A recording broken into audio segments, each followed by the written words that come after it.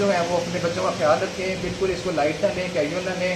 यहाँ पे बहुत ज़्यादा ड्रग एडिक्ट्स बैठे हुए हैं, यहाँ पे बहुत ज़्यादा इस तरह के लोग हैं। लाहौर बड़ा शहर है, पता नहीं कहाँ से लोग आते हैं, करने वाली दुकानें हैं वहाँ। अच्छा बिलाल साहब ये भी दस देना कि जिस तरह क्योंकि पंजाबी चैनल है मैं पंजाबी सवाल करन लगा, ये दसना कि सर दाता दरबार के नेड़े नेड़े बड़ियां सरावां ने जिन्होंने सरावां किया जाता, जिथे पहले भी बड़े मुकदमात हुए ने। कोई पहला वाकया नहीं कि दाता दरबारों बच्चा अगवा होया, कई बच्चे अगवा होए। जिस तरह के मेरे भरा ने दसिया जवेद इकबाल केस भी 46 बच्चे दरबारों चुके उन्हें मारे सन। तो सरावां दे विच बच्चियां नाल ज्यादती भी होंदी है, बच्चे अगवा भी होंदे ने, बच्चियां नूं लैके भी जाया जाता है।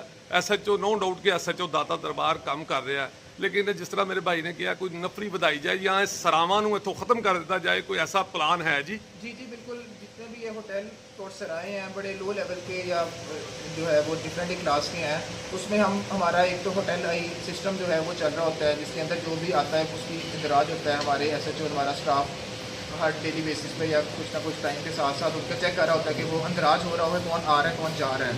वो चीज़ें चेक साथ साथ चलती है। जो अनरजिस्टर्ड है या जो इस तरह लो प्रोफाइल काम कर रहे हैं, अंडर कवर कर रहे हैं, उनको हम बंद भी साथ साथ करवाते रहते हैं। इतनी ज़्यादा इंसिडेंट्स और इतनी ज़्यादा पिछले 3-4-6 महीनों में मेरे पास इतने कंप्लेंट्स भी आई कि बच्चे अगवा हुए और सिराए और होटल में ले गए और वहाँ पर जाके ज्यादतियाँ हुई। तो ऐसी कंप्लेंट्स अभी तक तो मौसूल नहीं हुई, किसी टाइम में पहले हुई हो।